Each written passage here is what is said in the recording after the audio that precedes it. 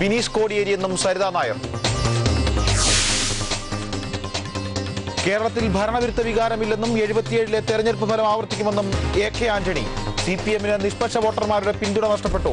കേരളത്തിൽ ഒരിടത്തും മോഡി തരംഗമില്ലെന്നും UPA സർക്കാരിനുള്ള പിന്തുണ പിൻവലിച്ചത് CPM-ന്റെ ചരിത്രപരമായ മണ്ടത്തരമെന്നും പ്രതിരോധ മന്ത്രി. സംസ്ഥാനത്ത് ലോക്സഭാ തെരഞ്ഞെടുപ്പിന്റെ പരസ്യ പ്രചരണത്തിന് ഇന്ന് കലാശക്കൊട്ട്. പ്രചരണ പ്രവർത്തനങ്ങൾ ഉച്ചസ്ഥായിയിൽ. കേരളം മറ്റന്നാൾ പോളിംഗ് ബൂത്തിലേക്ക്. BJP പ്രചരണ യോഗത്തിനായി നരേന്ദ്രമോദി കാസർഗോഡ്. LK അദ്വാനി ഇന്ന് തിരുവനന്തപുരത്ത്. മുഖ്യമന്ത്രി മമതാ ബാനർജിയും ഇലക്ഷൻ കമ്മീഷനും തമ്മിലുള്ള തർക്കത്തെ തുടർന്ന് ബംഗാൾ തെരഞ്ഞെടുപ്പ് അനിശ്ചിതത്വത്തിലേക്ക്. ഉദ്യോഗസ്ഥരെ സ്ഥലം മാറ്റാനുള്ള തെരഞ്ഞെടുപ്പ് കമ്മീഷൻ തീരുമാനം തടഞ്ഞ് മമതാ ബാനർജി. മിസോറാമിൽ തെരഞ്ഞെടുപ്പ് 11-ലേക്ക് മാറ്റി.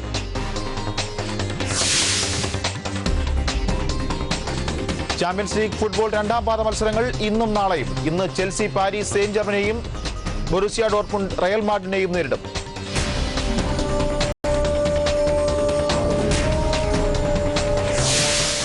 മലയിൽ food products news headlines brought you by വിരുന്നൊരുക്കും മലബാറിന്റെ സ്വാദിനൊപ്പം മലയിൽ ചിക്കൻ മസാല. വാർത്തകൾ വിശദമായി. സോളാർ വിഷയത്തിൽ സരിതാ നായരെ രാഷ്ട്രീയ ചട്ടുകമാക്കാനുള്ള CPM നീക്കത്തിൽ കൂടുതൽ തെളിവുകൾ. ഞാൻ അട്ടക്കുളങ്ങര ജയിലിലായിരുന്നപ്പോഴാണ് ഫസ്റ്റ് വന്നിട്ടുള്ളത്. അപ്പം ഈ അലിഗേഷൻസ് സ്പോട്ട് ഔട്ട് ചെയ്തത് കൈരളി TV ആയിരുന്നല്ലോ. അപ്പം കൈരളി TVയുടെ ഒരു റിപ്പോർട്ടർ വഴിയിട്ടാണ് ഫസ്റ്റ് എനിക്ക് ഇങ്ങനൊരു ഇത് കിട്ടിയത്. അതായത് ഇതുപോലെ പിന്നെ ഗവൺമെന്റിനെതിരായിട്ട് കുറച്ച് അലിഗേഷൻസ് ഉണ്ടല്ലോ, അലിഗേഷൻസ് ഉണ്ടെന്ന് അവർ പറയുകയാണ്. അപ്പോൾ അലിഗേഷൻസ് പിന്നെ സരിത പുറത്ത് പറയുകയാണെന്നുണ്ടെങ്കിൽ 10 കോടി രൂപ തരാമെന്ന് പറഞ്ഞു. ആദ്യം 10 കോടിയിലല്ല, ആദ്യം 5 crore ആയിരുന്നു. പിന്നെ അപ്പം ഞാൻ അതിനെപ്പറ്റി റെസ്പോണ്ട് ചെയ്തിരുന്നില്ല. ആ കാലത്ത് ഒരു പത്രക്കാരോട് ഒന്നും ഞാൻ റെസ്പോണ്ട് ചെയ്യാത്തതുകൊണ്ട് ഞാനൊന്നും സംസാരിച്ചിരുന്നില്ല. അതിനുശേഷം EP ജയരാജൻ പിന്നെ ഫെനി ബാലകൃഷ്ണനെ കോണ്ടാക്ട് ചെയ്തിട്ട് ഇതുപോലെ പൈസ വാഗ്ദാനം ചെയ്യും, ഉമ്മൻചാണ്ടി സാറിനെ എതിരെ അലിഗേഷൻ പറയുകയാണെന്നുണ്ടെങ്കിൽ പിന്നെ വേണ്ടത്ര സാമ്പത്തിക സഹായവും അതേപോലെ തന്നെ പിന്നെ കേസുകൾ തീർക്കാൻ ഹെൽപ്പ് ചെയ്യാമെന്ന് പറഞ്ഞു. അപ്പം ഫെനി എന്നോട് അതിനെപ്പറ്റി സംസാരിച്ചപ്പോൾ ഞാൻ പറഞ്ഞു അത് റെഡിക്കുലസ് ആയിട്ടുള്ള ഒരു കാര്യമാണ് സംസാരിക്കുന്നത്. കാര്യം ഗവൺമെന്റിനെതിരെ സോളാർ സമരം കൊണ്ടുവന്ന വ്യക്തി യഥാർത്ഥത്തിൽ ഗവൺമെന്റിന് 1 രൂപ പോലും നഷ്ടപ്പെടാത്തൊരു കേസാണ് സോളാർ എന്നുള്ളത് വ്യക്തമായിട്ട് എല്ലാവർക്കും. അപ്പം എന്നിട്ടും അത് ഖജനാവിൽ നിന്ന് കോടിക്കണക്കിന് രൂപ മോഷ്ടിച്ചു ഗവൺമെന്റിൽ പെട്ടവരും ഞാനും കൂടെ ചേർന്നെന്നാണ് പറയുന്ന അലിഗേഷൻ. അപ്പൊ ആ അലിഗേഷൻ കൊണ്ടുവന്നവർ തന്നെ അത് ഇല്ലാതാക്കാം എന്ന് പറയുന്നതിൽ റെഡിക്കുലൻസ് അത് വളരെ മോശമായ ഒരു ഓഫറാണ്. അതൊന്നും അങ്ങനെയുള്ള ഓഫേഴ്സ് ഒന്നും നമുക്ക് ആവശ്യമില്ല. കേസ് വരുന്നത് ഫേസ് ചെയ്യാമെന്നുള്ള ഒരു പോയതിനു ശേഷമാണ് ഇപ്പം ലേറ്റസ്റ്റ് സജി ചെറിയാൻ ഇറങ്ങിയതിന് ശേഷം സജി ചെറിയാൻ 2-3 കോടതികളിൽ വന്ന് ബന്ധപ്പെടാൻ ശ്രമിക്കുകയും അതിനുശേഷം ഇപ്പം പിന്നെ ഫെനിയുടെ വീട്ടിൽ വന്ന് സംസാരിച്ചു. എന്നെ നേരിട്ട് കണ്ടിരുന്നു. എൻ്റെ അടുത്ത് ഇതുപോലെ KC വേണുഗോപാൽ പറ്റിയിട്ട് മോശമായി പറയുകയാണെങ്കിൽ പിന്നെ വേണ്ടത്ര സഹായം ചെയ്യാമെന്ന് പറഞ്ഞു. അവരുടെ സ്ഥാനാർത്ഥിയെ ജയിപ്പിക്കണമെങ്കിൽ KCക്കെതിരെ എന്തെങ്കിലും പറഞ്ഞേ പറ്റുള്ളൂ എന്ന് പറഞ്ഞു. അപ്പോൾ അത്രയ്ക്ക് കോൺഫിഡൻസ് ഇല്ലാത്ത ഒരു തെരഞ്ഞെടുപ്പിൽ മത്സരിക്കരുതല്ലോ. അപ്പോൾ ഞാൻ പറഞ്ഞു അതിന് എന്നെ കിട്ടില്ല എന്ന് പറഞ്ഞു.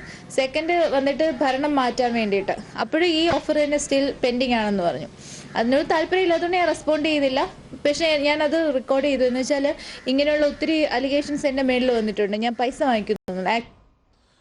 മുഖ്യമന്ത്രിയെ കൊടുക്കാൻ 10 കോടി രൂപ വാഗ്ദാനം ചെയ്തത് EP ജയരാജനാണെന്നാണ് സരിതാ നായരുടെ വെളിപ്പെടുത്തൽ. ഇടനിലക്കാരനായത് കൈരളി പീപ്പിൾ TV റിപ്പോർട്ടറാണ്. രശ്മി വധക്കേസിൽ ബിജു രാധാകൃഷ്ണനെ സഹായിച്ചത് ബിനീഷ് കോടിയേരിയാണെന്നും സരിതാ നായർ ജയ്ഹിന്ദ് ന്യൂസിനോട് പറഞ്ഞു. ഞാൻ അട്ടക്കുളങ്ങര ജയിലിലായിരുന്നപ്പോഴാണ് ഫസ്റ്റ് വന്നിട്ടുള്ളത്.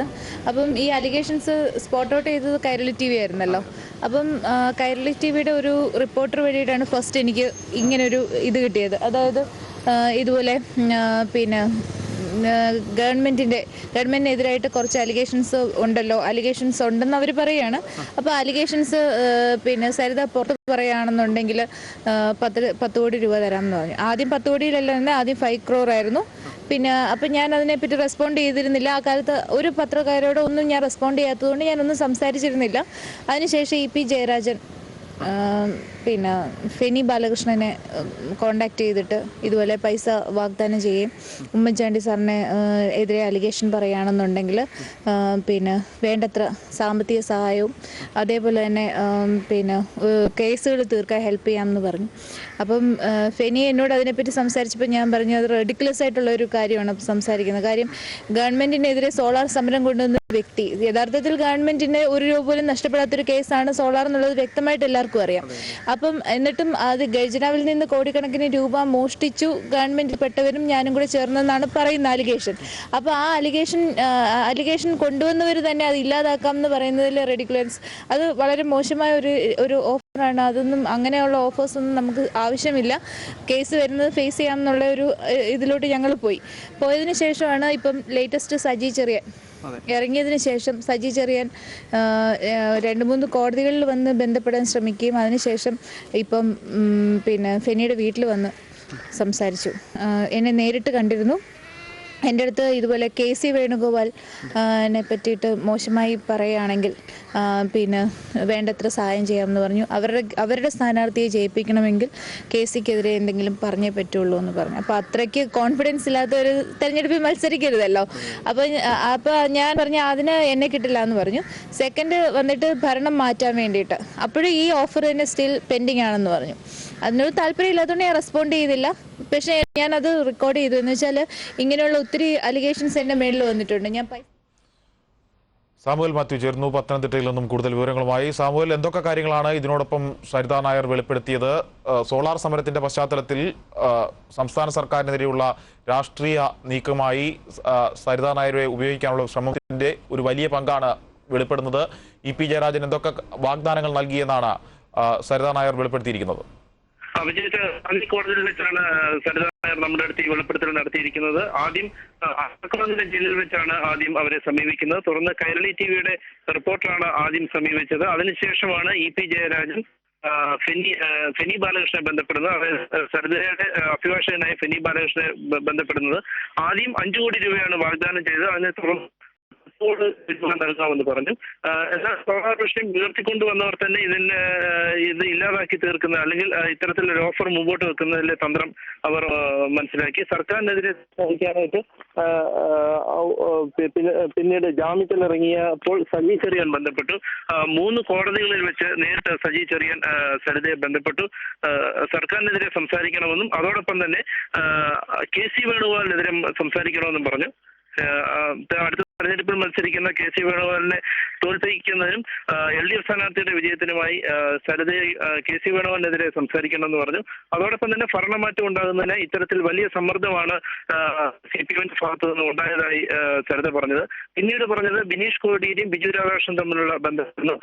രശ്മി വധക്കേസ് ഒതുക്കി തീർക്കാൻ ഇന്നത്തെ LDF സർക്കാർ ബിനീഷ് കോടിയേരി സ്വാധീനം ചെലുത്തിയതായും പറഞ്ഞു. പോലീസ് അന്വേഷണം നടന്നത് സ്വാഭാവിക മരണം എന്ന നിലയ്ക്കാണ്. 302 അതായത് കൊലപാതകമാണ് ആദ്യം അന്വേഷണം നടന്നത്. ഇത്തരത്തിൽ അന്വേഷണം മുൻപോട്ട് പോകാൻ കാരണം ബിനീഷ് കോടിയേരി ആഭ്യന്തര വകുപ്പ് ശക്തം സ്വാധീനം ബിജു രാധാകൃഷ്ണൻ വേണ്ടിയിട്ട് ചെലുത്തി എന്നുള്ളതാണ്. അതോടൊപ്പം തന്നെ സരിത പറഞ്ഞത് ബിജുവും കോടിയേരി ബാലകൃഷ്ണൻ തമ്മിൽ നല്ല ബന്ധമുണ്ടായിരുന്നു. അവർ പലപ്പോഴും കാണുമായിരുന്നു. അവർ നല്ല ഫ്രണ്ട്സ് ആയിരുന്നു എന്നാണ് സരിത നമ്മുടെ അടുത്ത് പറഞ്ഞത്. ഇത്തരത്തിൽ സർക്കാരിനെതിരെ പലപ്പോഴും സംസാരിക്കാനായിട്ട് പല ഭാഗങ്ങളിൽ നിന്നും LDFന്റെ ഭാഗങ്ങളിൽ നിന്നും സരിതയ്ക്ക് സമ്മർദ്ദം ഉണ്ടായിരുന്നതായി സരിത പറഞ്ഞു. അഭിജിത്ത്, കാര്യം സോളാർ വിഷയവുമായി ബന്ധപ്പെട്ട വിവാദങ്ങൾക്ക് ഏറ്റവും കൂടുതൽ കരുത്തു പകർന്നത് ബിജു രാധാകൃഷ്ണന്റെ ഭാര്യ രശ്മിയുടെ വധമാണ്. അതുമായി ബന്ധപ്പെട്ട നിയമ നടപടികളുടെ കാര്യത്തിൽ വലിയ വിമുഖതയുണ്ടായിരുന്നു അന്നത്തെ ഇടതുപക്ഷ ജനാധിപത്യ മുന്നണി സർക്കാരിനും അന്നത്തെ ആഭ്യന്തര വകുപ്പിനും. ഒരുപക്ഷെ ബിനീഷ് കോടിയേരിയുടെ പേര് കൂടി ഇതോടൊപ്പം ചേർത്ത് വായിക്കുമ്പോൾ ആ ബന്ധത്തിന്റെ കൂടുതൽ തെളിവുകളാണ് പുറത്തു വരുന്നത്. അതെ, തീർച്ചയായും ബിനീഷ് കോടിയേരി ശക്തമായി ഈ കേസിൽ ഇടപെട്ടു എന്നാണ് സരിതയുടെ വാക്കുകളിൽ നിന്ന് നമുക്ക് മനസ്സിലാകുന്നത്. അന്നത്തെ ആഭ്യന്തര വകുപ്പ് മന്ത്രി കോടിയേരി ബാലകൃഷ്ണൻ ശക്തമായ സ്വാധീനമാണ് ബിജു രാധാകൃഷ്ണന് വേണ്ടിയിട്ട് ബിനീഷ് കോടിയേരി ചെലുത്തിയത്. ആ കേസ് മൊത്തത്തിൽ ഒതുക്കി തീർക്കാനായിട്ട് ബിനീഷ് കോടിയേരി ഇതിനകത്തിൽ ഇടപെട്ടു. അതോടൊപ്പം തന്നെ ഇത് സ്വാഭാവിക മരണം എന്നുള്ള രീതിയിലാണ് കേസെടുത്തത്. അതായത് കൊലക്കുറ്റം ചുമത്തുന്ന 302 എന്ന വകുപ്പ് ഒഴിവാക്കിയിരുന്നു. ആ ഒഴിവാക്കിയിട്ടാണ് ആദ്യം കേസെടുത്തത്. അങ്ങനെ അത്തരത്തിൽ ആഭ്യന്തര വകുപ്പിന്മേൽ ശക്തമായ സമ്മർദ്ദമാണ് ബിജു രാധാകൃഷ്ണന് വേണ്ടിയിട്ട് ചെലുത്തിയത്. സാമുവൽ ദയവായി ടെലിഫോൺ ലൈനിൽ തുടരണം. രശ്മി വധക്കേസിൽ ബിജു രാധാകൃഷ്ണനെ സഹായിച്ചത് ബിനീഷ് കോടിയേരിയാണെന്നും സരിതാ നായരുടെ വെളിപ്പെടുത്തലുണ്ട്. സരിതാ നായരുടെ വാക്കുകളിലേക്ക്. ബിനീഷും ബിജു രാധാകൃഷ്ണനും തമ്മിൽ നല്ലൊരു സുഹൃത്ത് ബന്ധം ഉണ്ടായിരുന്നു. ഫിറോസ് ആണ് ഹെൽപ്പ് ചെയ്തിരുന്നത്. അതിനെപ്പറ്റിയിട്ടാണ് ഞാൻ ഇന്ത്യ ടുഡേ പറഞ്ഞിരുന്നത്. ഫിറോസ് ആണ് ഹെൽപ്പ് ചെയ്തിരുന്നത്. അതേപോലെ തന്നെ ബിനീഷിന്റെ പല പല പ്രശ്നങ്ങളിലും ബിജു മീഡിയേഷൻ ചെയ്തിട്ടുണ്ടായിരുന്നു. ഇതൊക്കെ എല്ലാവർക്കും അറിയാവുന്ന കാര്യമാണ്. നിങ്ങൾ അന്വേഷിച്ചാലും കണ്ടുപിടിക്കാവുന്ന കാര്യങ്ങളേ ഉള്ളൂ. പിന്നെ രണ്ടാമത്തത് രശ്മിയുടെ ഇതിൽ ആ സമയത്ത് ഉണ്ടായിരുന്ന മിനിസ്ട്രി അല്ല രണ്ടാമത് ഇവരുടെ അന്വേഷണം മുഴുകിയപ്പം സെക്കൻഡ് വന്നത് LDF ആണ്.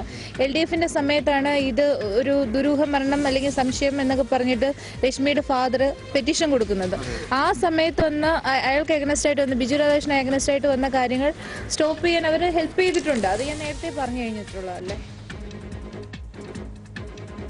ബിനീഷ് കോടിയേരിയും ബിജു രാധാകൃഷ്ണനും തമ്മിലുള്ള അവിശുദ്ധ ബന്ധം കേസിന്റെ കൂടുതൽ അന്നത്തെ ആഭ്യന്തര വകുപ്പിന്റെ ദുർബലമായ നിയമ നടപടികളടക്കമുള്ള കാര്യങ്ങളെക്കുറിച്ചുള്ള വിവരങ്ങളാണ് ഇപ്പോൾ പുറത്തു വന്നിരിക്കുന്നത്. സാമുവൽ, കാര്യങ്ങൾ കൂടുതൽ വ്യക്തമാവുകയാണ്. ബിജു രാധാകൃഷ്ണനും ബിനീഷ് കോടിയേരിയും തമ്മിലുള്ള ബന്ധം പുറത്തു വരുന്നു. അതോടൊപ്പം തന്നെ EP ജയരാജന്റെ വാഗ്ദാനം പുറത്തു വരുന്നു. വളരെ നിർണായകമായ വെളിപ്പെടുത്തലാണ് സാമുവൽ പുറത്തുവിട്ടിരിക്കുന്നത്. എത്രമാത്രം രാഷ്ട്രീയ പ്രാധാന്യം, രാഷ്ട്രീയ ചർച്ചകൾക്ക് എത്രമാത്രം രാഷ്ട്രീയ പ്രാധാന്യമുണ്ട് ഈ വിവരങ്ങൾക്ക്, ഈ വെളിപ്പെടുത്തലിന്റെ തുടർന്നുള്ള മണിക്കൂറുകളിൽ?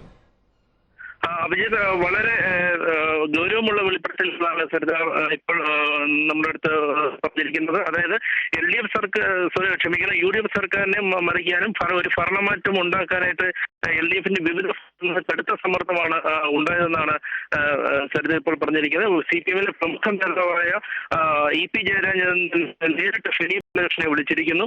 ഫെനി ബാലകൃഷ്ണന് 10 കോടി രൂപയാണ് ഫെനി ബാലകൃഷ്ണൻ ഫോണിൽ സംസാരിച്ചപ്പോൾ 10 കോടി രൂപ നൽകാമെന്നാണ് EP ജയരാജൻ പറഞ്ഞത്. ഇത് വലിയ ഗൗരവമുള്ള ഒരു വെളിപ്പെടുത്തൽ തന്നെയാണ്. വരുന്ന മണിക്കൂറുകളിൽ രാഷ്ട്രീയകരണം സജീവ ചർച്ചകൾക്ക് വിധേയമാക്കേണ്ട ഒരു വെളിപ്പെടുത്തലാണിത്.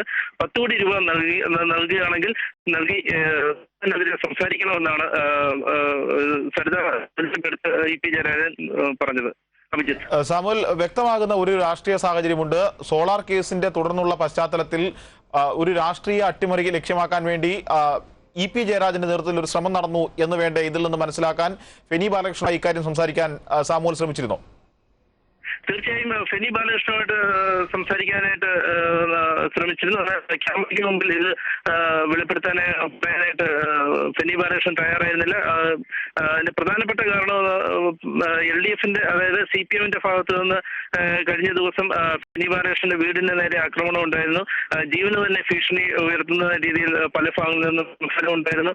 വാഹനത്തിന് നേരെ ആക്രമണം ഉണ്ടായിരുന്നു. അപ്പൊ ഇത്തരം ഒരു പ്രത്യേകിച്ചും തെരഞ്ഞെടുപ്പ് അടുത്തിരിക്കുന്ന സാഹചര്യത്തിൽ ഫെനി ബാലകൃഷ്ണൻ ഇത്തരം ഒരു വെളിപ്പെടുത്തൽ ക്യാമറയ്ക്ക് മുമ്പിൽ പറയാൻ തയ്യാറല്ല എന്നാണ് നമ്മുടെ അടുത്ത് പറഞ്ഞത്. എന്തായാലും ഫെനി ബാലകൃഷ്ണൻ ഇത് നിഷേധിച്ചിട്ടില്ല. ഫെനി ബാലകൃഷ്ണൻ EP ജയരാജനുമായി സംസാരിച്ചുവെന്ന് ഫെനി ബാലകൃഷ്ണൻ നമ്മുടെ അടുത്ത് പറഞ്ഞിട്ടുണ്ട്. സാമുവൽ, ദയവായി ടെലിഫോൺ ലൈനിൽ തുടരണം. ഒരിക്കൽ കൂടി സരിതാ നായരുടെ വാക്കുകളിലേക്ക്. സോളാർ കേസിന്റെ പശ്ചാത്തലത്തിൽ മുഖ്യമന്ത്രിക്കെതിരെയുള്ള ആരോപണങ്ങൾ ഉന്നയിച്ചാൽ 10 കോടി രൂപ വാഗ്ദാനം നൽകാമെന്ന് CPM നേതാവ് EP ജയരാജൻ സരിതാ നായരുടെ അഭിഭാഷകൻ ഫെനി ബാലകൃഷ്ണൻ മുഖേന അറിയിച്ചതായി സരിതാ നായർ തന്നെ വെളിപ്പെടുത്തുന്നു. അട്ടക്കുളങ്ങര ജയിലിൽ കഴിയുമ്പോൾ ഈ ആവശ്യം ഉന്നയിച്ച് സരിതയെ സമീപിച്ചത് കൈരളി പീപ്പിൾ TVയുടെ ലേഖകനാണ്. തുടർന്ന് ഫെനി ബാലകൃഷ്ണനെ EP ജയരാജൻ ഫോണിൽ വിളിച്ചാണ് വാഗ്ദാനം നൽകിയതെന്നും സരിതാ നായർ വെളിപ്പെടുത്തുന്നു. അതോടൊപ്പം തന്നെ KC വേണുഗോപാലിനെതിരെയും ആരോപണം ഉന്നയിച്ചാൽ 10 കോടി രൂപ നൽകാമെന്നും സരിതാ നായർ കഴിഞ്ഞ ദിവസം വെളിപ്പെടുത്തിയിരുന്നു. സരിതയുടെ വാക്കുകളിലേക്ക് ഒരിക്കൽ കൂടി. ഞാൻ അട്ടക്കുളങ്ങര ജയിലായിരുന്നപ്പോഴാണ് ഫസ്റ്റ് വന്നിട്ടുള്ളത്. അപ്പം ഈ അലിഗേഷൻസ് സ്പോട്ട് ഔട്ട് ചെയ്തത് കൈരളി TV ആയിരുന്നല്ലോ. അപ്പം കൈരളി TVയുടെ ഒരു റിപ്പോർട്ടർ വഴിയിട്ടാണ് ഫസ്റ്റ് എനിക്ക് ഇങ്ങനൊരു ഇത് കിട്ടിയത്. അതായത് ഇതുപോലെ ഗവൺമെന്റിനെതിരായിട്ട് കുറച്ച് അലിഗേഷൻസ് ഉണ്ടെന്ന് അവർ പറയുകയാണ്. അലിഗേഷൻസ് സരിത പുറത്ത് പറയുകയാണെന്നുണ്ടെങ്കിൽ 10 കോടി രൂപ തരാമെന്ന് പറഞ്ഞു. ആദ്യം 10 കോടിയിലല്ല തന്നെ, ആദ്യം 5 crore ആയിരുന്നു. അപ്പം ഞാൻ അതിനെപ്പറ്റി റെസ്പോണ്ട് ചെയ്തിരുന്നില്ല. ആ കാലത്ത് ഒരു പത്രക്കാരോട് ഒന്നും ഞാൻ റെസ്പോണ്ട് ചെയ്യാത്തതുകൊണ്ട് ഞാനൊന്നും സംസാരിച്ചിരുന്നില്ല. അതിനുശേഷം EP ജയരാജൻ ഫെനി ബാലകൃഷ്ണനെ കോണ്ടാക്ട് ചെയ്തിട്ട് ഇതുപോലെ പൈസ വാഗ്ദാനം ചെയ്യും. ഉമ്മൻചാണ്ടി സാറിനെ എതിരെ അലിഗേഷൻ പറയുകയാണെന്നുണ്ടെങ്കിൽ പിന്നെ വേണ്ടത്ര സാമ്പത്തിക സഹായവും അതേപോലെ തന്നെ പിന്നെ കേസുകൾ തീർക്കാൻ ഹെൽപ്പ് ചെയ്യാമെന്ന് പറഞ്ഞു. അപ്പം ഫെനി എന്നോട് അതിനെപ്പറ്റി സംസാരിച്ചപ്പോൾ ഞാൻ പറഞ്ഞു അത് റെഡിക്കുലസ് ആയിട്ടുള്ള ഒരു കാര്യമാണ് സംസാരിക്കുന്നത്. കാര്യം ഗവൺമെന്റിനെതിരെ സോളാർ സമരം കൊണ്ടുവന്ന വ്യക്തി യഥാർത്ഥത്തിൽ ഗവൺമെന്റിന് ഒരു രൂപ പോലും നഷ്ടപ്പെടാത്തൊരു കേസാണ് സോളാർ എന്നുള്ളത് വ്യക്തമായിട്ട് എല്ലാവർക്കും അറിയാം. അപ്പം എന്നിട്ടും അത് ഖജനാവിൽ നിന്ന് കോടിക്കണക്കിന് രൂപ മോഷ്ടിച്ചു ഗവൺമെന്റിൽ പെട്ടവരും ഞാനും കൂടെ ചേർന്നെന്നാണ് പറയുന്ന അലിഗേഷൻ. വിഷയത്തിൽ പ്രതികരണങ്ങളുമായി നമ്മളൊപ്പം കോൺഗ്രസ് നേതാവ് advocate P M Suresh Babu telephone ഡയലിൽ. Advocate P M Suresh Babu, വളരെ സുപ്രധാനമായ ഒരു വിവരം സരിതാ നായർ വെളിപ്പെടുത്തിയിരിക്കുന്നു. അത് CPM